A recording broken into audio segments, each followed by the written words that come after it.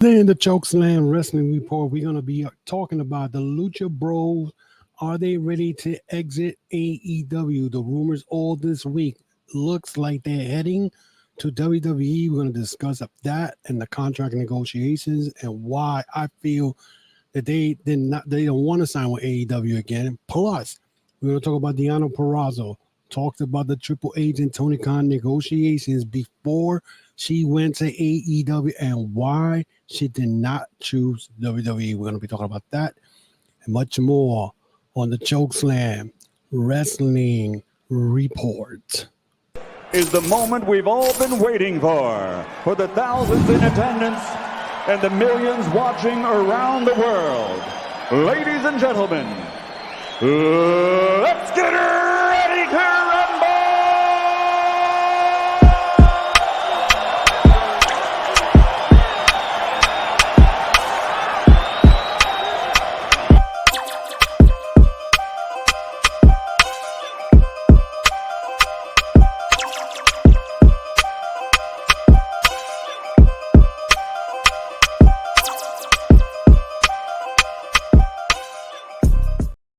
Welcome to another episode of the Chokeslam Wrestling Report. I am your host, the infamous Ultimate One, right here again with another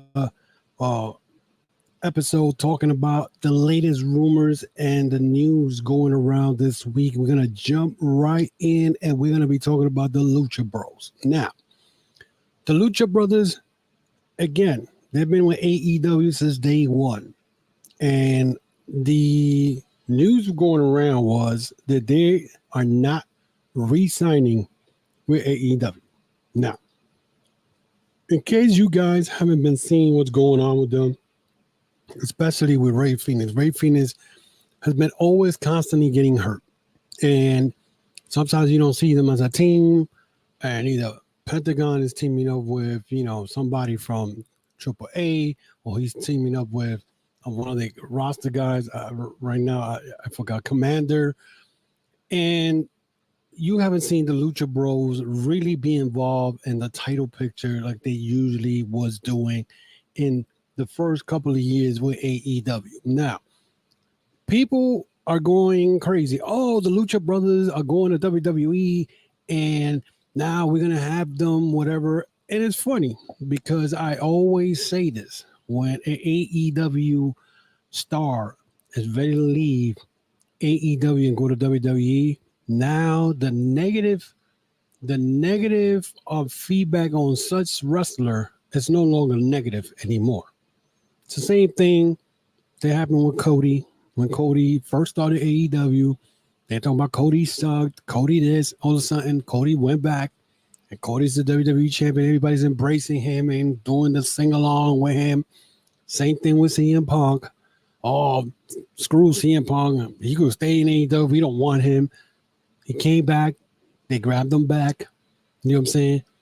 Now we have the Lucha Bros, who are now most likely done after the month of September. Now, Penta is the first one with his contract to be over with, followed by Rey Fénix. Now, at first when I saw this, I'm like, oh, this is rumors. You can't really believe anything that these dirt bums do online. But this was pretty much, confirmed by Fightful Select. Wrestle Purists, which, I mean, again, these are dirt sheets and may have some type of credentials, and sometimes they don't. I was like, you know what? I'll wait to see what happens. I'll wait the next couple of days. I'll wait to see what they're talking about. See, because I'm the type of person, I'll wait. I won't go and run into my podcast the minute I hear something and boom, oh, this and this and that. And this wrestler's going here. He's going to go. No, because we all know, and if someone like me who knows how the social media platform works and the tribalism that goes on and the dirt sheet and these rumor mills, not to follow none of that until you have some type of report that kind of puts one and one together and you get it. Now, as confirmed that the Lucha Bros went and they trademarked Zero Miedo, Rey Fuego, and a bunch of other stuff or King Fuego, that these guys went and trademarked. So that pretty much tells you that they are leaving AEW. So they trademark their stuff. Now they go to WWE, and they could use King Fuego. They could use Zero Miedo. You know what I'm saying? Use these new names instead of Penta and Rey Fenix. They use these new names. Now, there was also a rumor going around that the reason they about to go WWE bound is because Konnan is involved. Now, remember, Konnan and Eric Bischoff teamed up against Tony Khan on some bullcrap that happened. I can't remember what it was, but I was one of the first people saying, look at these two clowns getting together to go and make a mockery out of Tony Khan. Konnan has been bitter for years. Konnan has been mad with AEW because they never gave him a job there.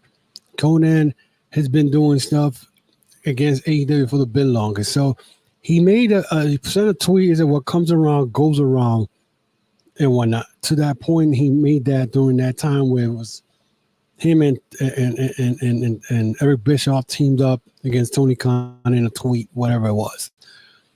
But do Konnan has the influence against the Lucha Bros where he could influence them to go to WWE? Does he have a connection with WWE? Maybe he has. I won't be surprised if AAA starts working with WWE because Konnan will go that far. I mean, this is the same guy who has Marty Scurll and Alberto Del Rio, two guys who, has been involved in sexual harassment or sexual assault allegations. I'm going to say allegations because I won't say accusations. And I'm going to say allegations because they were alleged, Marty Scurll situation. He had,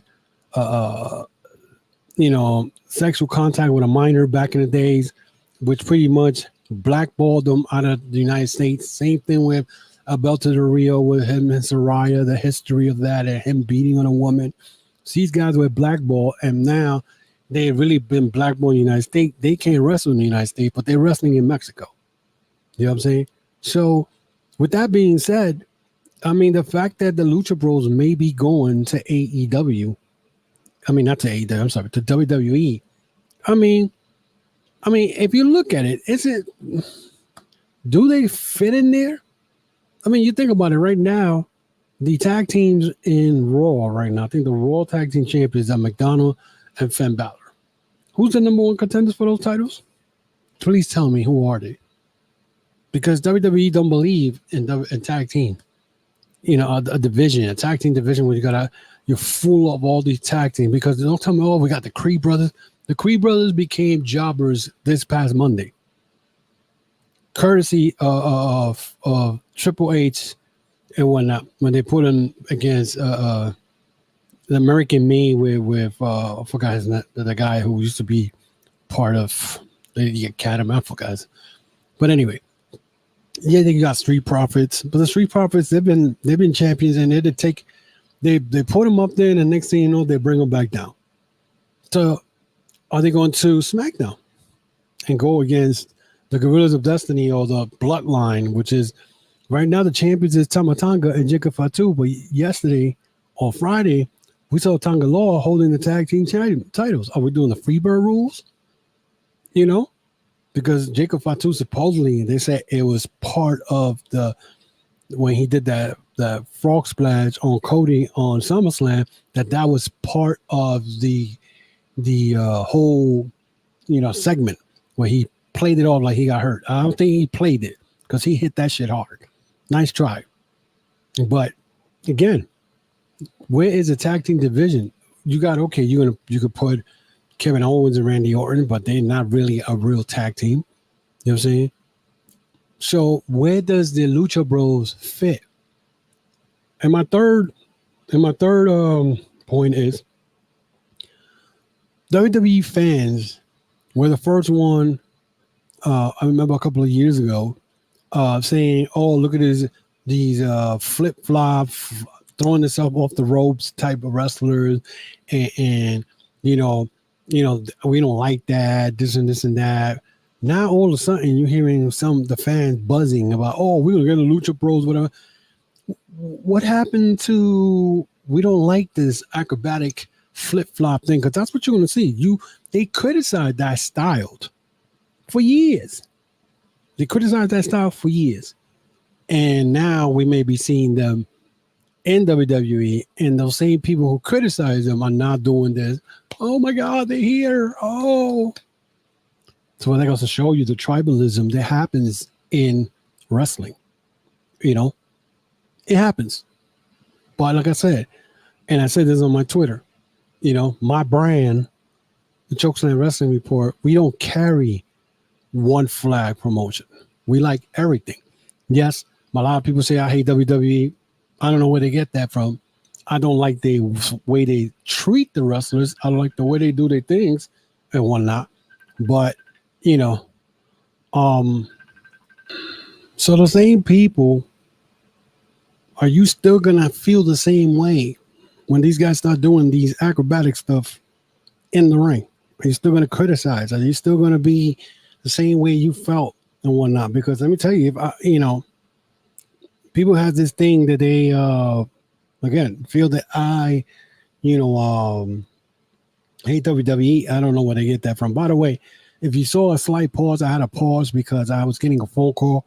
So bear with me. But anyway, back to what I was saying. Again, I don't hate WWE. I watch WWE. I watch everything. I don't like the way they treat the wrestlers. But now with this Tim coming in, Lucha Bros and whatnot coming in into WWE and whatnot, we're going to see how it goes. But again, there's not a lot of tag teams in the WWE. Even though I saw a podcaster talking crap, the same podcaster, that's why he's number one in the IWC and whatnot. But yeah, he kind of criticized himself because he said that the reason the Lucha Brothers are leaving is because they no longer the day one type guys. They've been there for 5 years. And in the 5 years, they won the tag team belts and whatnot with that crazy, crazy match they had with the Young Bucks inside Steel Cage in 2022. And then they won the 6-man trios title with Pac. You know, the Death Triangle did their thing. Ray Phoenix won the international belt. So they have done and won the accolades. What else do you want? They did a lot in the last 5 years.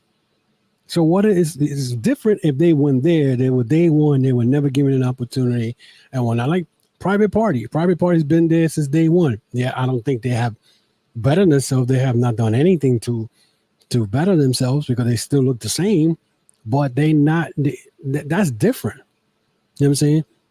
Now, if you guys team like the Hardy Boys came in, they started talking to bullcrap once they left AEW and whatnot. But then again, you blame that on Jeff. Jeff was the one who messed everything up for the Hardy Boys. And even though the Hardy Boys already passed their prime, they going back to WWE. So what's the problem? I don't understand it. I really don't understand it. You know? So again, we'll see what happens. I think most likely, I think Death Triangle might be an all-in and whatnot and finish the last match there. But we'll see. We'll see what happens. I mean, because there's rumors going around that Ricky Stark is coming to WWE. So I see that happening because of him and Cody are very close. Now, Daniel Garcia is not going anywhere. Because that same podcaster who said that the reason that the Lucha Bros are leaving because they're not day one guys anymore is saying that Daniel Garcia is leaving, which is saying that they rule him off just in case he doesn't sign. Daniel Garcia is not going anywhere. I'll be surprised if Garcia leaves. Very surprised. But speaking of WWE and speaking about, All In, Deonna Purrazzo spoke about her negotiation when she left TNA of going to either AEW or WWE. Well, she pretty much spoke of why she chose AEW. The reason she said that when she was in Ring of Honor and when, of course, WWE, when it offered her a contract, she was going to go to NXT, even though she had plans to show up at the first All In and go to Japan and wrestle. But of course, she ended up going to NXT. She went to NXT to waste her time because they didn't do nothing with her in NXT. I think the 2 years she was in there, whatever. She became a household name once she left NXT to go to TNA, and the Virtuosa became the Virtuosa who she is. She went and won the TNA title twice, won the La Reina de Reinas title in AAA twice. Well, at one point, triple champion. She was the Ring of Honor champion. She was the TNA champion and the Reina de Reina. She was a triple crown. This woman was what I always say the best. Now, a lot of you guys are gonna say, "Well, AEW is not doing nothing with her," which I agree. They got her in this senseless feud with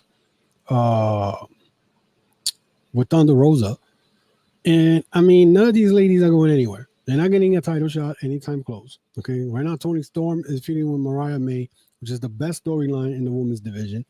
You got Mercedes Moné walking around with Camille as a bodyguard, and her and Britt Baker and whatnot. And we'll see, because Deonna Purrazzo said she felt that Triple H and WWE treated her bad in NXT, and that is why when negotiations came by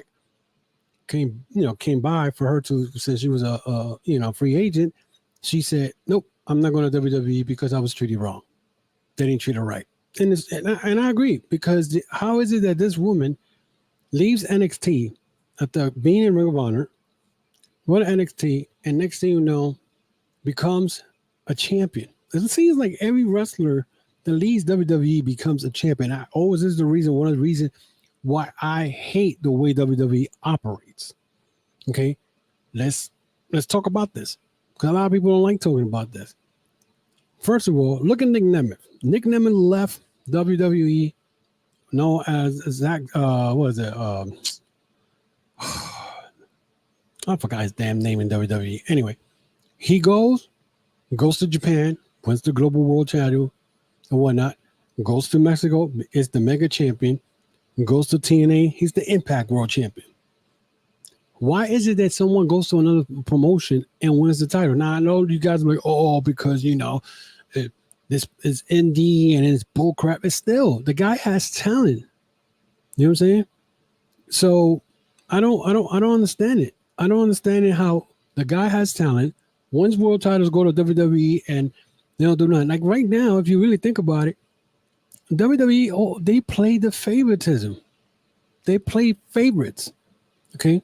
But see, I think that's catching up a little bit, because right now, Seth Rollins just came back for being hurt during the whole WrestleMania situation, whatever, and now he's out again after Bronson Reed went and demolished him this past Monday Night Raw. And now they told me he's taking time off again. Why is he taking time off again? He just came back. You know what I'm saying? Talking about he got a bruised ribs and all that. He's taking time off again. So I don't understand what's going on here, but it's just crazy. It's just crazy. And this is why sometimes people talk about, "Oh, if you're not in WWE, you ain't going nowhere." Yes, WWE is the big step you want to go to, but at the end of the day, if you think about it, not everybody's going to get that chance. Okay? LA Knight just won the United States title. How long it took him to win that? What happened to Jade Cargill? What she's been doing? They gave her the tag team title. She's still teaming up with Bianca Belair. They haven't done nothing. I mean, I saw her the first time in SmackDown, God knows how long. Still feuding with the women's tag team champions and whatnot. They're still doing the same storyline. You see what I'm talking about? Same storyline. And they wonder what girls like Deonna Purrazzo, talented, second guess themselves of going back to WWE. They don't, not even second guess. They're like, "No, I don't want to go to WWE."